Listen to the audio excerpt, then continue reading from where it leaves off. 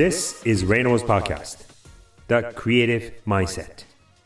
Welcome to The Creative Mindset, a podcast about the art of building a career through conversations with the world's leading practitioners of creativity. It's an intimate journey on how they got started, their turning points, failures, and tips on work on life.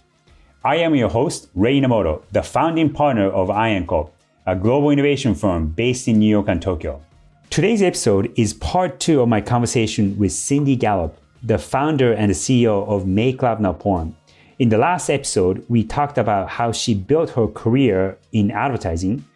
In this episode, we talk about her midlife crisis, how she found her conviction to spend the rest of her life, and how she's designing her own system.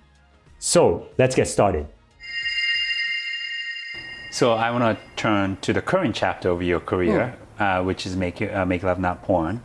Tell us a little bit about, I know the backstory of how you got into it when you were, I think it was one of the pitches that you were working on BBH, that you came across younger men and what their patterns were. It was... okay. So tell us a quick story about the origin of sure. your... Yeah. So for our audience, I have a business, Make Love Not Porn, that is a complete and total accident. Because I never consciously intentionally set out to do anything I very bizarrely find myself doing now. And the thing about this is that everything in my life and career has always happened by accident. I've never consciously planned anything. And so I date younger men, but that happened by accident. Because 20 years ago, when I was running BBH New York, we were asked to pitch for an online dating brand. It was called UDate. It had been started in the UK, and it wanted to launch in the US, and it put its business out to pitch with a group of agencies. And, as you know, Ray, in our industry, when you pitch for a client's business, you have to experience the client's product and the entire competitive landscape. So we all had to online date. And this was 20 years ago, and none of us ever had. Because back then, online dating, it wasn't a thing, So the rest of my pitch team at BBH, they were all married, living with, dating.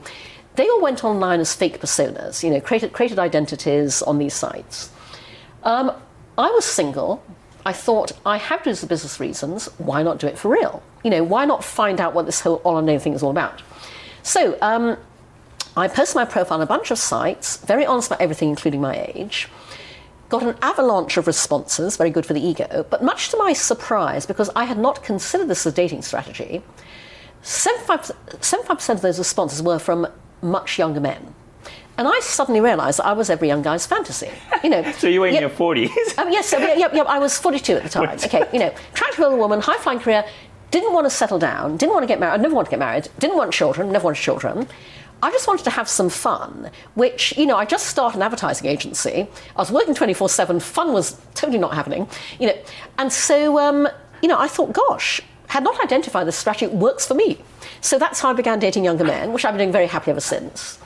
But then, so how Make Love Not Porn came about was, I basically began realizing through dating younger men, and this realization really crystallized about 15 years ago, I began realizing that I was encountering what happens when two things converge. And I stress the dual convergence because most people think it's only one thing. I realized that I was experiencing what happens when today's total freedom of access to hardcore porn online meets our society's equally total reluctance to talk openly and honestly about sex. When those two factors converge, porn becomes sex education by default in not a good way.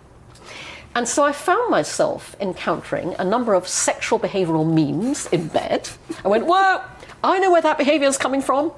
I thought, gosh, if I'm experiencing this, other people must be as well. I didn't know that because 15 years ago, no one was talking about this. No one was writing about it.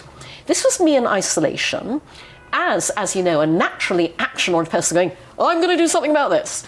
So 13 years ago, I put up on no money a tiny clunky website at MakeLoveNotPorn.com, pure as a little side venture, that in its original iteration was just copy. The construct was porn world versus real world.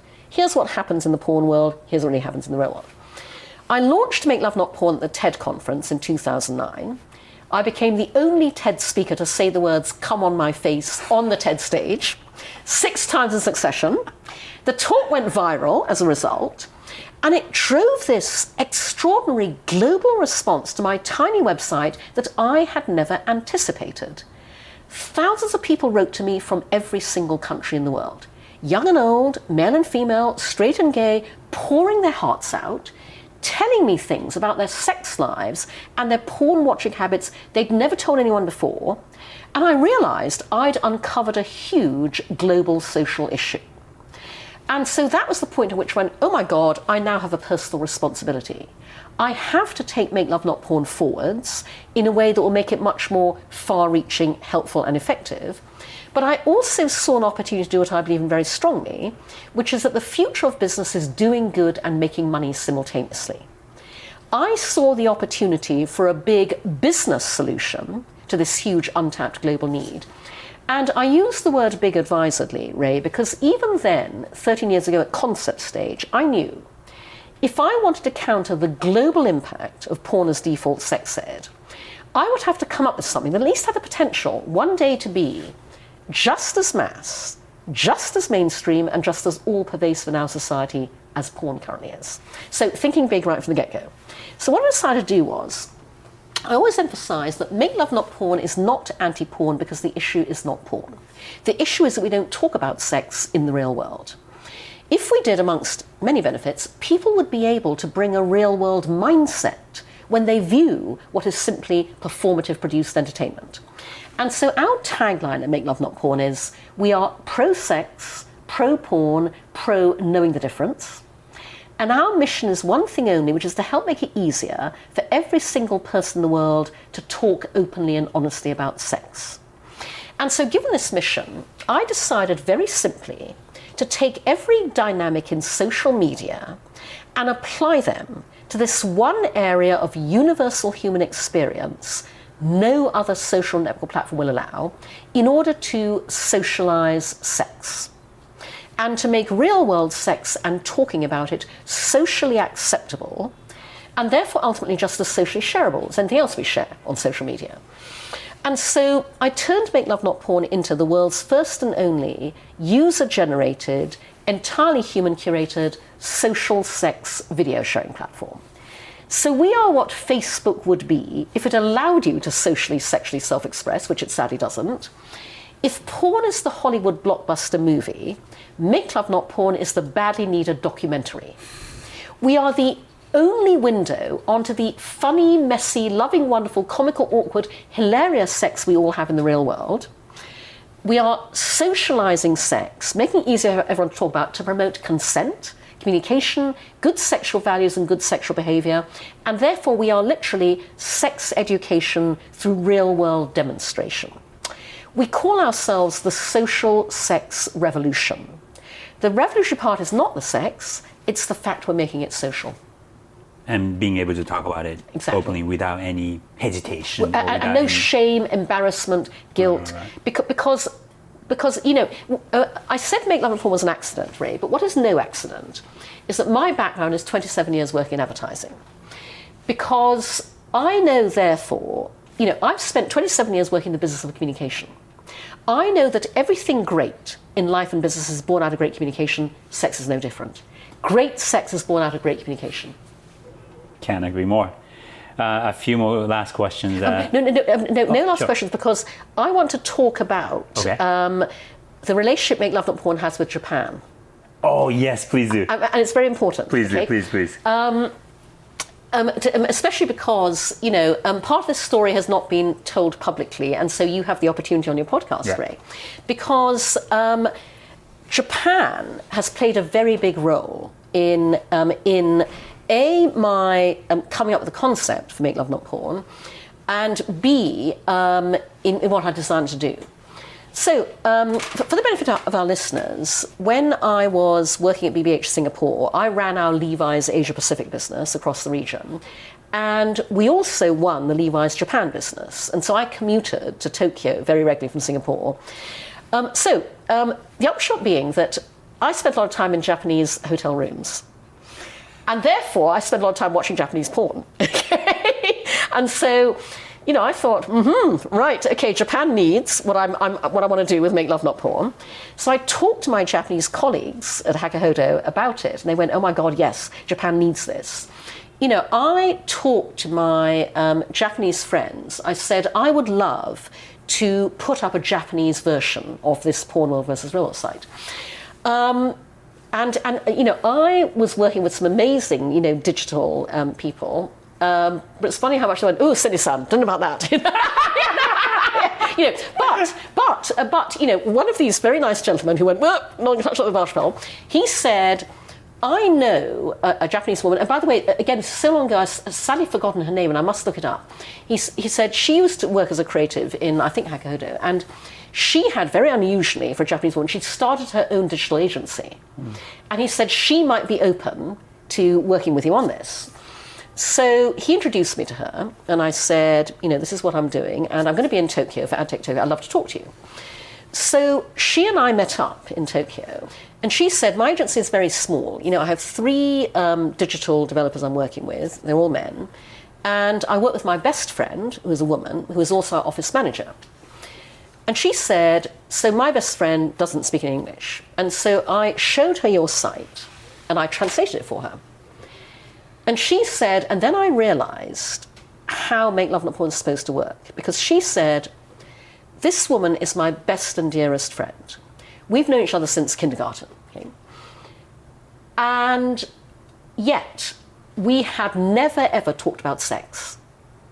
And she said, off the back of looking at your website together, we had this amazing conversation about sex. And she said, I suddenly realized, how what you're doing is designed to work. And, I was thrilled. And so I said to her, that's fantastic. I want to raise funding. And when I have the funding, I would love to commission you to do a Japanese version. Now, unfortunately, it then took me 2 years to raise seed funding for MakeLoveNotPorn.tv. And so I had to kind of back burner the idea of doing a Japanese version. But I knew how badly Japan needs Make Love Not Porn. So, fast forward to the summer of, and I can't remember exactly which year this was, a number of years ago, but Kiko Suyama, who is a brilliant Japanese journalist who's based here in New York, reached out and asked to interview me for Era, the Asahi Shimbun magazine. I don't know if it's still being published. But, and I said, yes, of course. So she came and interviewed me about Make Love Not Porn, and I said to her, can you please write into this interview that I am looking for Japanese investors to fund the launch of Make Love Not Porn Japan. Because Japan really needs this. And I know it would be very successful, and I talked to a lot of people who really, really got it. But I need funding, and I need partners. So she wrote this into an interview. It ran in the summer of that year. And a few weeks later, I got an email from somebody at a company in Japan. And this person said, we've seen your interview. We're very interested. We'd like to propose a joint venture. We will fund the launch of Make Love Not Porn Japan in return for 50% of the revenue. And I went, bloody hell, I'm taking that call. So I did a phone call, and this company was, and I think it's fine to talk about this now, but this company was called Yappa. It was a digital, digital company, and what was really interesting, Ray, was how they'd come to call me, because it turned out that interview had been read by one of Japan's billionaires, a gentleman who sadly is no longer with us because he passed away a few years ago, but this is a number of years ago, and he said to them, this woman has a very interesting idea that the Japanese people do not understand yet. He said, I want to fund it, make it happen. And the reason he called Yappa was because the team there spoke English, but they were a digital publishing company. And so they had the infrastructure and the ability to partner to help launch Make Love Not Porn Japan. And so we had this conversation on the phone. And, obviously I wasn't going to embark on anything like this without seeing the whites of their eyes. So I said, we need to meet. And so they very kindly covered the cost of flying me to Tokyo from Sydney, I think it was. And they absolutely saw the potential. So this conversation went extremely well. And so then they said, this is really interesting.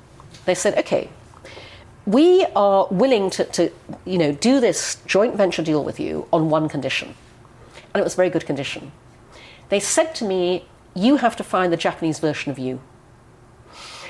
Interesting. Because they said, we'll absolutely bring you over to Japan. We'll put you on, TV shows and whatever. But you need to find the Japanese Cindy Gallop who can be the front person, Make Love Not Porn in Japan. And they were absolutely right. I mean, and so I went, okay. So I then reached out to my network. And actually, there were a number of potential Cindy Gallops in Japan. There absolutely are women like me. And so we were, exploring these options. So one day, we were, having this conversation, everything was forging ahead. Then the next day I got an email which was headed sudden change of plan. And they basically said, I'm terribly sorry, we won't be progressing with this after all. And they didn't really give a reason. Okay. What I subsequently discovered was that the reason we didn't progress was because Yosuke Mizawa's company, Zozo, had made an offer to acquire Yappa. And in that scenario, the last thing you're going to be doing is like launching an adult content venture, especially with due diligence and all of that. Although I have to tell you, that is why I applied to Mizawa-san's Dear Moon project. Right, yeah. So I created an application. I got through several stages of the application process through to the video stage, because the point I made was, as we embark on space exploration, we're going to be having sex in space. Mm-hmm. And when we do that, we need to ensure that, good sexual values and good sexual behavior are happening. And therefore, we need to make space love, not porn. And that was why I deserved a place on that rocket ship. That is amazing. I'll send you my video after this. So I love that, yeah. You can take a look at it. But anyway, so what I do have now is, the thing that came out of it is, I do have a template on how to launch Make Love Not Porn in Japan. Okay. And for any Japanese investor No, it was that close. So ever since then, I am still looking for Japanese investors and partners who get the enormous potential in Japan. Let me see if and how I may be able to help. Yeah. That'd be fantastic. My network is, it's not that big, but still, it's something, so I'd love to be able to help. And honestly, Make Love Not Porn only gets more relevant with every passing year, unfortunately. Definitely. Because also, so on one of my trips to Japan, I met with, and oh my God, I'm now blanking on his name, a member of the Tokyo Parliament. And I said to him, Make Love Not Porn is the answer to the plunging Japanese birth rate. Yes. The government needs to fund us. And he agreed. I'll look up his name because we had a great meeting, and he said he would absolutely see if he could bring it up in Parliament. I don't think he ever managed to. But honestly, I've been blown away, Ray, by the number of people I've spoken to in Japan who really get it. And because I use technology to make good things happen in the real world.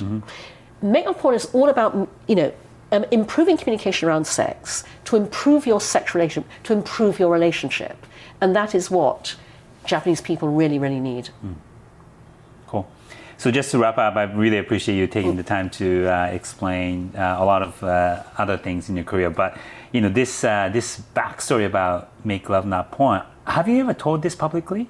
I personally haven't heard this specific part of that. The Make Love Not Porn Japan story? No, never. Yeah? No. And can we use it? Yes, of course you can. Okay. Yeah. Good. No, because it's all ancient history. Okay. No, you absolutely can. Right. Yes. So just to wrap up the interview, one of the last questions that I wanted to ask was, what advice do you have for somebody who's starting their career? But I want to be a bit more specific. If you were to tell a young professional starting their, let's say in the early 20s, what are the, say, 2 or 3 skills that helped you in your career? And given that it's not, 1985, but it's 2022, say somebody who's 22, 23, 24, what are the 2 or 3 specific skills that you would advise them to have or to cultivate? Right, okay, so my answer to that is not going to be skills, Okay. but actions, okay? Okay. And again, I want to ground this very firmly in the context of Japan, Ray, because, when you ask if creativity can be learned, I absolutely believe it can. And I believe there is a huge appetite in Japan, and especially amongst Japanese women, to really throw off the constraints and let that creativity flourish. And I want to share with you and the audience an anecdote that made a profound impression on me at the time. So this was something I think like 11 years ago. I was speaking at the iMedia Summit in Japan in Okinawa. And I was talking about the future of advertising. And I was talking about creativity and how to do great work and so on, to an audience of Japanese brands and clients, as well as agencies. And I recall, unsurprisingly, I was the only woman on the stage. All the other speakers are male. Anyway, so I gave a talk, and you've seen me speak in the past. And afterwards, it was time to break for lunch, and I was standing in the line for the buffet, and a young Japanese woman came up to me. Bear in mind, this is 11 years ago, Ray, and her English was not very good, which made what she said even more touching. She said to me, "Please, I want to be you. Please tell me, how can I be you?" Oh my God, Ray, I was so moved, because this was a young Japanese woman who had just seen a Western-looking woman on stage operating in ways that no Japanese woman is encouraged to, being really outspoken, really projecting, articulating my own views, being provocative, being challenging. And her response to that was, "I want to be you." And trust me, there are a lot of Japanese women who want to be me. So my advice to them, and this advice applies to actually young Japanese men as well, to be perfectly honest, because I believe there are a lot of much more right-minded Japanese men in Gen Z and millennials. Because this is advice that I've been giving to young people in any industry, by the way. But ever since I was speaking at Cannes Lions, something like, again, 8 years ago. And in the Q&A session, a young woman said to me, "Cindy, what is the single piece of advice you would give a young person going into advertising today?" And I said, "Don't." And then I said, let me explain what I mean by that. Don't go into advertising to go into advertising. Instead, go into advertising to make what you want to happen, happen. So I said to her, what I'm now going to say in response to your question, Ray, which is, for any young person that started their careers, here's what I want you to do.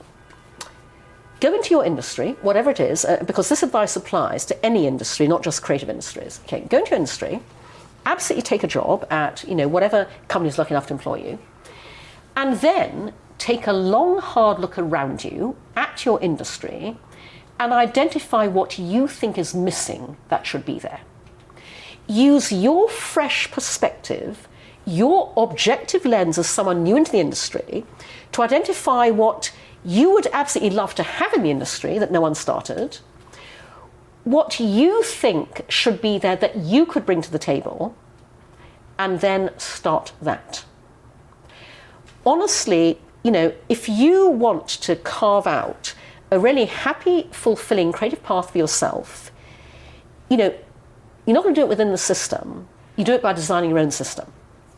And so absolutely identify that opportunity, and let me tell you that through the female lens, there is so much opportunity in every Japanese industry, okay? And then start that for a couple of reasons. So when I encourage people to do this, I always say start your own industry. And I actually mean start your own business, but I deliberately articulate like that because when you start your own business, you can make it work any way you want it to. You can design it around the work-life balance you want, how you think you can be most creative. When you design it to work the way you want it to, you are starting the industry we all want to live and work in. And the second reason I tell young people to do this is the giant companies that dominate our industry, and obviously, in Japan, those are Dentsu and Hakuhodo, and all around the world, the big global companies. Honestly, they find it really hard to innovate and disrupt because they are locked into that old world order way of thinking about things. But what they can do is they can acquire innovation and disruption. So when you start your own industry, start your own business, around this huge opportunity in our industry or any industry that you can identify through your fresh lens, especially if it's female, and I can guarantee you that if you want this to exist, there are millions of other people who want it to as well and will pay good money to use it. All you have to do is operate that business for a relatively short period of time before giant holding company X buys it from you for an absolute goddamn fucking shit ton of money. And that is the quickest path to wealth creation in any industry.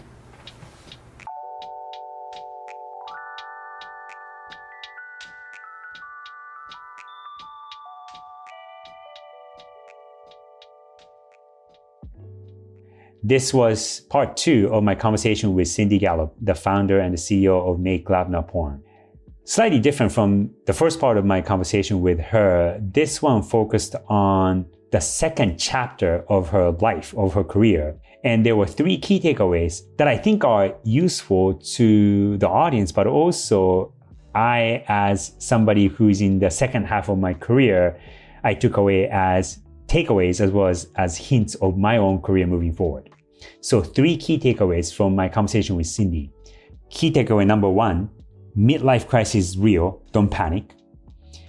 Key take number 2, first find your calling and then find your conviction to spend the rest of your life. Key takeaway number 3, if you want to find happiness, design your own system. Number 1, midlife crisis is real, don't panic. Having gone through a midlife crisis myself, I actually didn't know when I was in my 20s and 30s that I would actually face a midlife crisis. In my mid 30s and late 30s, that's when I started to feel anxious about my future and I didn't really know what to do. And I started to look for my next opportunity, and eventually I decided to start my own company, and that I realized in hindsight was a way to deal with my midlife crisis. Looking around, people in their 30s and people in their 40s, a lot of my friends in that age bracket, I see that many of my friends face a similar mental challenge of finding what they want to do for the next 10, next 20 years of their career. But it's okay. Midlife crisis is something that everybody faces and something that everybody can deal with. So key takeaway number 1, midlife crisis is real, but don't panic. Key takeaway number 2 is find your calling, then find your conviction. This actually relates to another conversation that I had with another guest, Ian Spalter, where he talked about finding your calling early in his career. He found his calling to become a designer, and that's what he's been spending the last 15, 20 years of his career, and that has become his calling. In Cindy's case, she found her calling in advertising in the early part of her career, and then she had her midlife crisis, and she found her conviction, which became MakeLoveNotPorn. When she was still working in the advertising industry, she talked about trying out a dating site, and then that was the discovery moment for her to find her conviction. It was really interesting to hear Cindy talk about the moment that she found her conviction from the little insight of, online porn had become a sex education tool, especially for young men. That was the opportunity for her to realize not just to start a business, but really to start a revolution. And the scale of her thinking is, even though it's just her individual experience and individual insight, she has this vision and scale that goes beyond the boundary of what she might be able to do as an individual. There's no boundary, there's no limit to what she thinks she can do. And that was another revealing moment into the minds of Cindy Gallop, who is fearless and who must be a role model for many, many women, especially women around the world, because the ceiling that she put on her, she has already shattered that glass ceiling a long time ago. And it's really limitless, her ambition and her influence. So in the first part of your career, find your calling in order to build your career. And in the second part of your career, find your conviction so that you can spend the rest of your life doing that. Key takeaway number 3, if you want to find happiness, design your own system. This was a piece of advice that she had particularly to female individuals building their own careers. And majority of people, whether you are a woman or a man, you go into a certain company, you go into a certain industry to build your career. But her ultimate advice, if you want to be really happy, she believes that designing your own system is the way to go. She, having spent the first part of her career in the advertising system, she didn't say she was unhappy about it, but eventually she got out of it, and then she realized that her mission was elsewhere, and she found her conviction, and she designed, and she's still designing her own system. So key takeaway number 3 is, if you want to be happy, design your own system. To summarize the 3 key takeaways from part 2 of my conversation with Cindy Gallop. Key takeaway number 1, midlife crisis is real, don't panic. Key take number 2, first find your calling and then find your conviction to spend the rest of your life. Key takeaway number 3, if you want to find happiness, design your own system. I hope you enjoyed this episode of The Creative Mindset. Next time, we hear from Paolo Antonelli, the lead curator of the Museum of Modern Art in New York. So stay tuned. This was your host, Ray Inamoto. This is The Creative Mindset.